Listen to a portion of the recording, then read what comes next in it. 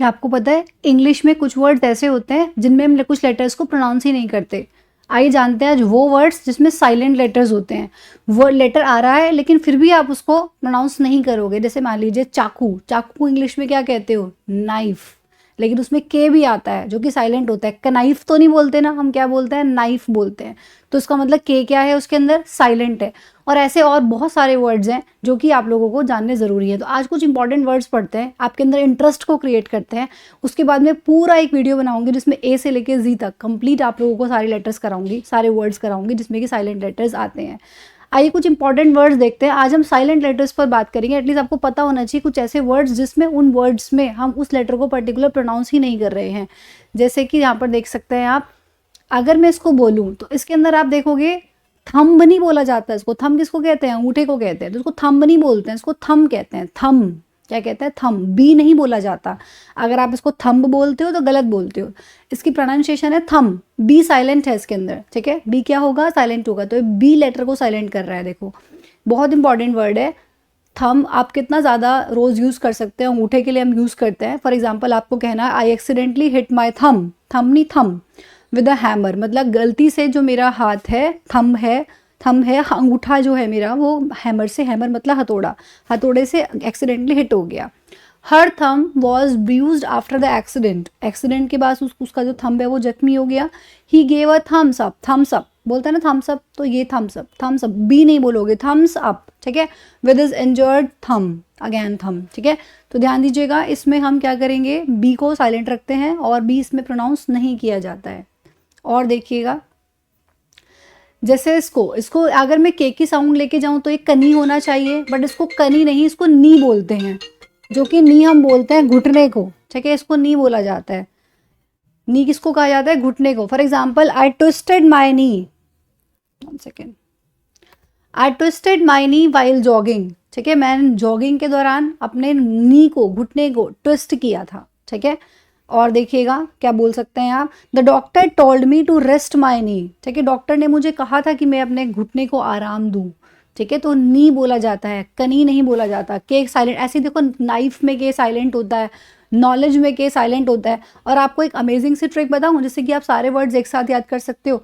के बाद जब भी एन आएगा, ठीक है, के एन जब भी साथ में आएंगे, के बाद जब भी एन आएगा ना, तो हमेशा ध्यान रखना कि वो हमेशा के को साइलेंट कर देगा, ठीक है। क्या बोला मैंने? ये बहुत इंपॉर्टेंट ट्रिक है जो मैं आपको बता रही हूँ।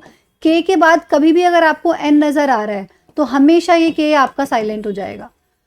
आप नॉलेज में देख लीजिए, नॉलेज में, नॉलेज जब हम लिखते हैं तो उसको नॉलेज बोला जाता है। नाइफ में देख लीजिए आप लोग, नो में देख लीजिए, आई डोंट नो बोलते हैं ना, आई डोंट नो, इसमें के साइलेंट होता है क्योंकि देखो के बाद एन आ रहा है। जहां जहां के बाद एन आएगा उसमें ऑटोमेटिकली के साइलेंट हो जाएगा, ठीक है। तो ऐसे बहुत सारे वर्ड्स आप समझ सकते हो। आगे आ जाइएगा, आगे आ जाइएगा, सॉरी, रिस्ट, ठीक है। इसको वरिष्ठ नहीं बोला जाता, इसमें डब्ल्यू साइलेंट होता है। इसको रिस्ट बोला जाता है, इसको वरिष्ठ नहीं बोलोगे, डब्ल्यू साइलेंट है। रिस्ट मतलब कलाई। रिस्ट वॉच, रिस्ट वॉच तो नहीं बोलते ना, रिस्ट वॉच बोलते हैं। रिस्ट वॉच मतलब हाथ में पहनने वाली जो घड़ी होती है उसको रिस्ट वॉच कहा जाता है।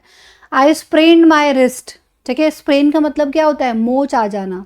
तो मेरी कलाई में मोच आ गई थी वाइल लिफ्टिंग हैवी बॉक्सेस, भारी बॉक्स उठाते वक्त मेरी कलाई में मोच आ गई थी, ठीक है। The wrist watch is very expensive, जो हाथ में पहनने वाली घड़ी होती है वो बहुत ज़्यादा एक्सपेंसिव है। She wears a bracelet on her wrist, वो अपनी रिस्ट, कलाई पर एक ब्रेसलेट पहनती है, ठीक है। तो उसको व्रिस्ट ना बोले, रिस्ट बोले। इसमें डब्ल्यू होता है क्या? साइलेंट। आगे आ जाइएगा, अगला वर्ड है हमारे पास साइंस। साइंस, अब देखिए इसमें देखिएगा आप, ये जो ये वाला सी है ना, ये आपका साइलेंट है साइंस में, ठीक है। अब आप इसको एस से बुला रहे हो और साथ में साइंस बोल रहे हो, बीच वाला सी की साउंड ही नहीं आ रही है, तो इसको साइंस थोड़ी बोलोगे, साइंस बोलोगे। I have a science exam tomorrow, the science experiment was fun, she studying science in school, ठीक है। इस तरह से आप सेंटेंसेस बना सकते हो। और देखिएगा सब कुछ आपको, देखो अगर मैं इसको साउंड के हिसाब से लेके जाऊं, अगर आप बिल्कुल लेटर टू लेटर साउंड निकालोगे तो फिर तो ये फिजिकोलॉजी ऐसे होना चाहिए, मतलब पी की साउंड भी अगर लोगे, बट ध्यान दीजिएगा पी इसके अंदर साइलेंट होता है, इसमें पी की आवाज़ नहीं निकालनी है आपको, पी साइलेंट है, इसको हम बोलते हैं साइकोलॉजी। और साइकोलॉजी भी नहीं, कुछ कुछ लोग इसको साइकोलॉजी बोलते हैं, साइकोलॉजी भी नहीं, साइकोलॉजी। क्योंकि ध्यान रखिएगा लॉजी जिस भी वर्ड के साथ जुड़ता है ना, तो उसकी प्रोनाउंसिएशन फिर लॉजी ना होके लजी हो जाती है, लजी। कार्डियोलॉजी नहीं बोलते, कार्डियोलॉजी, नेफ्रोलॉजी, डर्मेटोलॉजी, उसी तरीके से साइकोलॉजी, ठीक है, साइकोलॉजी, पी साइलेंट है इसमें। He is studying psychology at university, वो यूनिवर्सिटी में साइकोलॉजी पढ़ रहा है, ठीक है।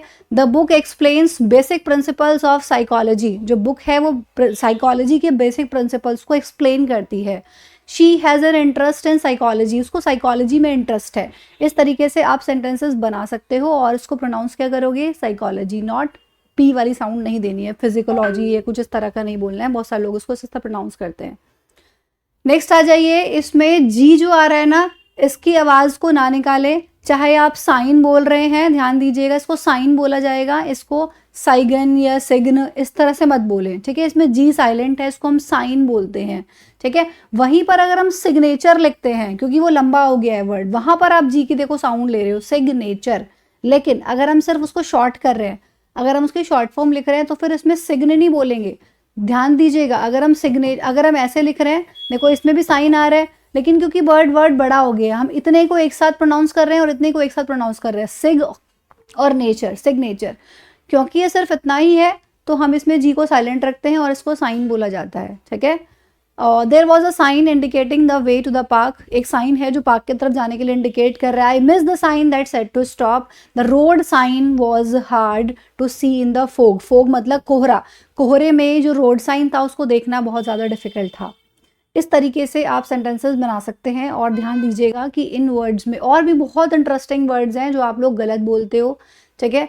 जैसे इसको हॉनेस्ट नहीं कहते हैं, इसको क्या कहते हैं, इसमें एच साइलेंट होता है, इसको हम ऑनेस्ट कहते हैं, ठीक है। और ऐसे और भी बहुत सारे वर्ड्स हैं जिसमें कि आप लोगों के लेटर साइलेंट आपको मिलेंगे। मैं पूरा आप लोगों को कंप्लीट कराऊंगी, ए से लेके जी तक लाइव आके कराऊंगी, और वो सारा आपको, ये रिकॉर्डेड वीडियो है, मैं आपको लाइव प्रोवाइड कराऊंगी, सारा कंप्लीट हम पढ़ेंगे ए टू जी, कौन कौन से लेटर्स साउंड साइलेंट होते हैं और आप लोगों को प्रोनाउंसिएशन में हेल्प कर सकते हैं।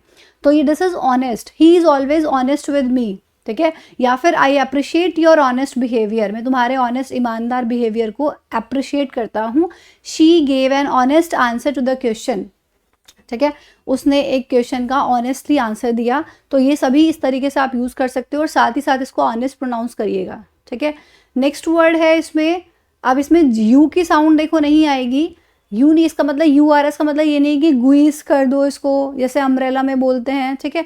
इस तरीके से इसको यू को साइलेंट करना है और ये होगा गेस, ठीक है, गेस। यू की साउंड देखो इसमें नहीं आ रही है। तो can you guess who is coming to dinner, क्या तुम गेस कर सकते हो कि डिनर के लिए कौन आ रहा है। आई कैन गेस, मैं गेस नहीं कर सकता। The answer to the question, इस क्वेश्चन का आंसर मैं गेस नहीं कर सकता। I tried to guess the secret code, मैंने सीक्रेट कोड को गेस करने का ट्राई किया था, ठीक है। तो उसको क्या बोलोगे, गेस बोलोगे, ठीक है। इसी तरीके से इंटरेस्टिंग और अमेजिंग वर्ड्स को आप सीख सकते हो। और जो कुछ भी मैं यहाँ पे आप लोगों को पढ़ा रही हूँ, अगर आपको ये सारी पीडीएफ्स एक ही जगह पर चाहिए और सभी क्लासेस के लिंक भी सॉर्टेड चाहिए, पीडीएफ्स चाहिए आप लोगों को, तो इस एप्लीकेशन को डाउनलोड कर लीजिए, इंग्लिश बाय रशिका मैम। आपका स्पोकन बैच भी यहीं पर आएगा और सारी पीडीएफ्स आपको यहाँ पर एक ही साथ मिल जाएंगी, जिससे कि अपनी चीज़ों को बार बार आप रिवाइज कर सकते हो। If you are travelling in metro या कहीं भी अगर आप ट्रैवल कर रहे हो, तो आप लोग साथ साथ इसको पढ़ सकते हो और अपनी इंग्लिश को वापस से रिवाइज कर सकते हो और बोलने का अच्छा ट्राई कर सकते हो। तो मिलता है ऐसे ही अच्छे कंटेंट के साथ नेक्स्ट वीडियो में। तब तक के लिए बाय, टेक केयर।